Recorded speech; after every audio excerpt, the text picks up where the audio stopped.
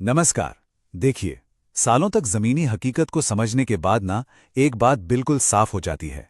ये जो शासन है, गवर्नेंस, ये कोई राजनीतिक दांव पेंच का खेल नहीं है और ना ही ये कोई अंदाजे से चलने वाला काम है। असल में इसे एक इंजीनियरिंग की चुनौती की तरह देखना चाहिए। एक ऐसी प्रॉब्लम जिसे सही तरीके से हल किया जा सकता है।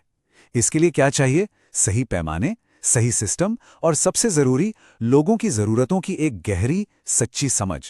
तो आज की इस बातचीत में हम सियासत के शोर से थोड़ा दूर हटकर सीधे मकसद पर ध्यान देंगे। हम शासन के लिए एक ऐसे ब्लूप्रिंट को समझेंगे जो अंदाजे पर नहीं बल्कि डेटा, जवाबदेही और सम्मान पर टिका है। चलिए शुरू करते हैं। इस पूरी सोच के दिल में एक बहुत सीधी सी बात है कि शासन कोई किस्मत का खेल नहीं है, ये डिलीवरी का एक विज्ञान है। अब इसका मतलब क्या हुआ? इसका मतलब यह है कि एक लीडर का काम सिर्फ सत्ता हासिल करना नहीं होता। असली मकसद है समाज की समस्याओं को एक वैज्ञानिक तरीके से पहचानना और उन्हें जड़ से खत्म करने के लिए असरदार सिस्टम बनाना।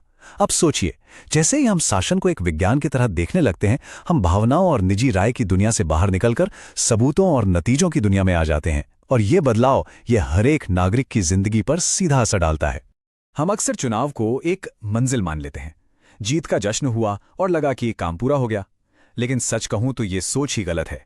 चुनाव कोई फिनिश लाइन नहीं है, ये तो रेस की शुरुआती लकीर है। ये जनता का दिया हुआ वो अधिकार है जो कहता है कि ठीक है, अब असली काम शुरू करो।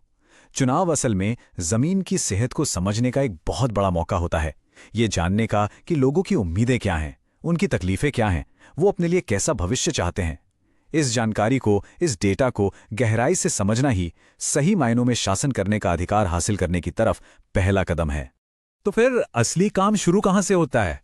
ये शुरू होता है मिट्टी की आवाज सुनने से, जमीन की आवाज सुनने से। कोई भी बड़ी रणनीति बनाने से पहले या कोई भी पॉलिसी लागू करने से पहले ये समझना बेहद जरूरी है कि लोग असल में जी कैसे रहे हैं, उनके अनुभव क्या हैं। और देखिए, जमीन की आवाज सिर्फ आंकड़े नहीं होते, ये लोगों की कहानियां हैं, उनकी उम्मीदें हैं और उनकी हर रोज की जद्दोजहद है। जैसे किसी भी मजबूत इमारत की नींव उसकी जमीन में होती है, वैसे ही अच्छे शासन की नींव भी इसी सच्चाई में है। तो चलिए सबसे बुनियादी जरूरत से शुरू करते हैं, पानी। जब हम जमीन की बात करते हैं तो हम सबसे पहले पानी की ही बात करते हैं। क्या घरों में पीने का साफ पानी पहुंच रहा है? क्या किसानों को सिंचाई के लिए सही वक्त पर पानी मिल रहा है? पानी सिर्फ जिंदगी नहीं है, ये आजीविका भी है। किसी भी गवर्नेंस मॉडल की पहली परीक्षा इसी एक सवाल से हो जाती है। पानी की कमी या उसकी खराब क्वालिटी पूरे के पूरे समुदाय का भविष्य तय कर सकती है। तो ये वो पहली और सबसे जरूरी आवाज है जिसे हमें सुनना ही होगा। और पानी की जरूरत से ही जुड़ी है दूसरी सबसे बड़ी चिंता, आजीविका, रोजगार, नौकरियां। एक नौकरी सिर्फ पैसे कमाने का जरिया नहीं होती, ये इंसान को एक सम्मान देती है, एक मकसद देती है और अपना भविष्य बनाने का एक रास्ता दिखाती है। जमीन की आवाज सुनने का मतलब यह भी समझना है कि वहां की अर्थव्यवस्था चलती कैसे है, लोगों के पास कौन सा हुनर है, कारोबार के मौके कहां हैं, और जो रोजगार मिल भी रहा है क्या वो स्थायी है या बस कुछ दिनों का। ये सवाल किसी भी समाज की आर्थिक सेहत की नब्ज होते हैं। और आखिर में पानी और नौकरी जैसी इन ठोस जरूरतों को एक बहुत गहरे मूल्य से जोड़ना पड़ता है, और वो है सम्मान, डिग्निटी। हर इंसान सम्मान से जीना चाहता है। जब कोई आम आदमी किसी सरकारी दफ्तर में जाता है तो उसके साथ कैसा बर्ताव होता है? क्या सरकारी योजनाओं का फायदा उसे बिना किसी जिल्लत के मिल जाता है? क्या उसकी शिकायत को सुना जाता है? सम्मान कोई लग्जरी नहीं है, ये एक बुनियादी इंसानी हक है। ये वो सीमेंट है जो एक समाज को मजबूती से जोड़कर रखता है। और ये जितना भी काम है, ये हवा में नहीं होता, ये हमारे संवैधानिक मूल्यों की जमीन पर खड़ा है। ये सिर्फ किताबी बातें नहीं हैं, ये हमारे शासन के लिए दिशा दिखाने वाले सिद्धांत हैं। पहला, हर एक व्यक्ति की गरिमा, उसके सम्मान को बनाए रखना, ये सबसे ऊपर है।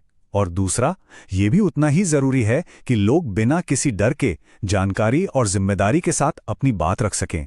जब संवाद सूचित और जिम्मेदार होता है, तभी लोकतंत्र की जड़ें मजबूत होती हैं।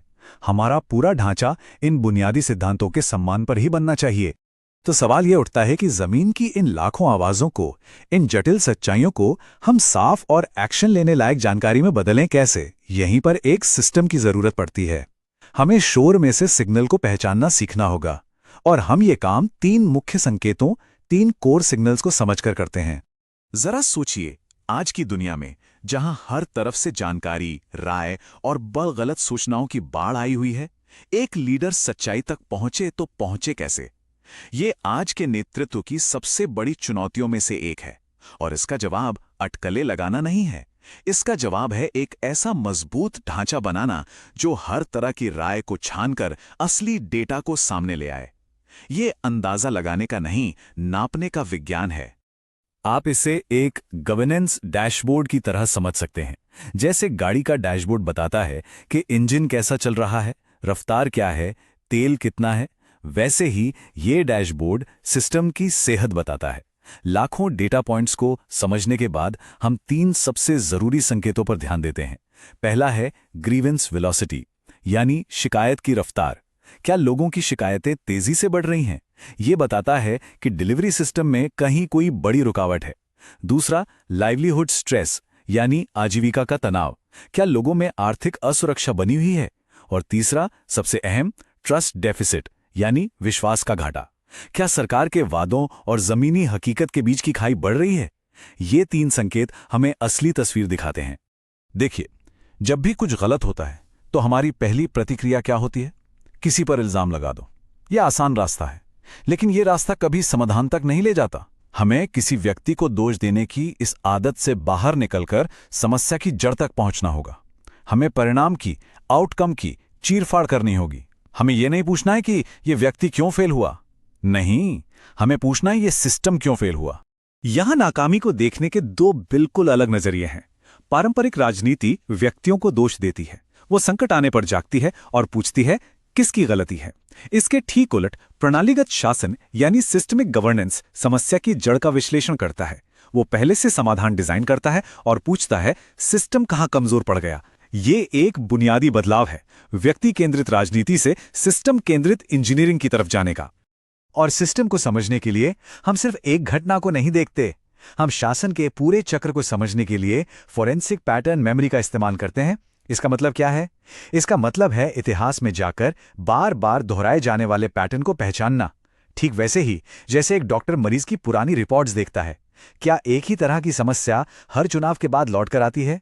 क्या कुछ विभाग बार बार एक ही तरह की गलती करते हैं? इन पैटर्न्स को समझकर ही हम भविष्य के लिए ऐसी रणनीति बना सकते हैं जो पुरानी गलतियों को ना दोहराए। तो ठीक है, हमने समस्या को पहचान लिया, उसकी जड़ को भी समझ लिया। अब हम समाधान की तरफ बढ़ते हैं। जब हमें यह पता चल जाता है कि सिस्टम में कहां कहां सुधार की जरूरत है, तब हम एक साफ और एक्शन लेने लायक योजना बना सकते हैं। यही शासन का ब्लूप्रिंट है। ये खोखले वादों पर नहीं, बल्कि ठोस स्तंभों पर खड़ा है। ये ब्लूप्रिंट गवर्नेंस पर रिटर्न ऑन इन्वेस्टमेंट के 5 स्तंभों पर टिका है, यानी वो 5 क्षेत्र जहां सही काम करने से जनता की जिंदगी में सबसे बड़ा और अच्छा बदलाव आता है। इन्हें हम गवर्नेंस का ROI कहते हैं। ये क्या है? नंबर 1, स्थायी नौकरियां। 2, भविष्य के लिए तैयार इंफ्रास्ट्रक्चर। 3, पुष्टि की जा सकने वाली कल्याणकारी डिलीवरी। 4, समय पर शिकायत का समाधान। और 5, नापा जा सकने वाला जनता का विश्वास। चलिए अब हर एक को थोड़ा करीब से समझते हैं। पहला स्तंभ है स्थायी नौकरियां। ध्यान दीजिए, इसका मतलब कुछ महीनों की रोजगार गारंटी योजनाएं या सिर्फ सब्सिडी देना नहीं है।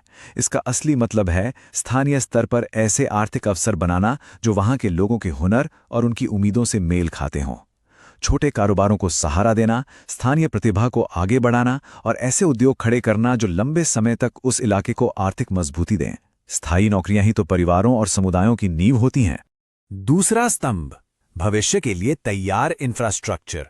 ये सिर्फ सड़कें और इमारतें बनाने की बात नहीं है। इसका मतलब है वो बुनियादी ढांचा तैयार करना जो विकास की रफ्तार को बढ़ाए और जीवन की क्वालिटी को सुधारे। इसमें पीने के पानी की पाइपलाइन से लेकर हर गांव तक इंटरनेट, अच्छी सड़कों से लेकर भरोसेमंद बिजली तक सब कुछ शामिल है। अच्छा इंफ्रास्ट्रक्चर इंसानी क्षमता को पंख देता है, ये लोगों को अवसरों से जोड़ता है। तीसरा स्तंभ, पुष्टि की जा सकने वाली कल्याणकारी डिलीवरी। ये सुनिश्चित करना बेहद जरूरी है कि सरकारी मदद सही इंसान तक सही समय पर पूरे सम्मान के साथ और बिना किसी लीकेज के पहुंचे। इसके लिए पारदर्शी और जवाबदेह सिस्टम बनाने पड़ते हैं।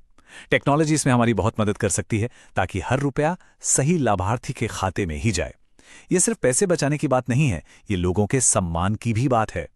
चौथा स्तंभ, समय पर शिकायत का समाधान।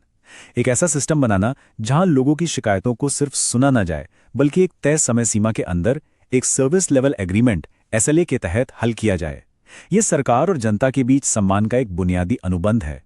जब लोगों को ये भरोसा होता है कि उनकी बात सुनी जाएगी और उस पर कार्रवाई भी होगी, तो सिस्टम पर उनका विश्वास अपने आप मजबूत होता है। और अंत में पांचवा और सबसे अहम स्तंभ, नापा जा सकने वाला जनता का विश्वास। यही कामयाबी का असली पैमाना है। देखिए, विश्वास को मानकर नहीं चला जा सकता, उसे कमाना पड़ता है। और इसे लगातार भरोसेमंद काम के जरिए बनाया जाता है और ट्रैक भी किया जाता है। जब सरकार वादे पूरे करती है, जब सिस्टम पारदर्शी होते हैं और जब नेता जवाबदेह होते हैं, तब विश्वास बढ़ता है। और यही इस पूरे ब्लूप्रिंट का आखिरी और सबसे कीमती नतीजा है। तो विश्वास तक पहुंचने का ये रास्ता दिखता कैसा है? ये इन सभी चीजों को एक साथ लाता है। जमीन की आवाज को सुनना, संकेतों को समझना, सिस्टम की खामियों को दूर करना और एक साफ ब्लूप्रिंट पर लगातार अमल करते रहना। ये कोई एक दिन का काम नहीं है, ये एक निरंतर चलने वाली यात्रा है। और इस यात्रा के केंद्र में एक बहुत गहरी जिम्मेदारी का भाव होना चाहिए। डेटा पर आधारित शासन की इस यात्रा में हमारी एक नैतिक जिम्मेदारी भी है, जिसे कभी नहीं भूलना चाहिए। हर तरह के डेटा का इस्तेमाल पूरे सम्मान के साथ होना चाहिए। इसकी नींव में गोपनीयता और सहमति के सिद्धांत होने ही चाहिए। भारत के कानूनी ढांचे के तहत ये सुनिश्चित करना हमारी जिम्मेदारी है कि नागरिकों की जानकारी सुरक्षित रहे और उसका इस्तेमाल सिर्फ और सिर्फ उनकी जिंदगी को बेहतर बनाने के लिए ही किया जाए। याद रखिए, विश्वास सिर्फ अच्छे काम से नहीं, सही सिद्धांतों पर चलने से भी बनता है। आखिर में बस एक बात याद रखना जरूरी है। सत्ता अस्थायी होती है, मकसद स्थायी होता है। पद और चुनाव ये आते जाते रहते हैं, पीछे जो रह जाती है वो है विरासत। तो सवाल ये है कि आप कैसी विरासत बनाना चुनते हैं? क्या वो कुछ समय के फायदों की विरासत होगी या फिर ऐसे मजबूत सिस्टम और लोगों के अटूट विश्वास की?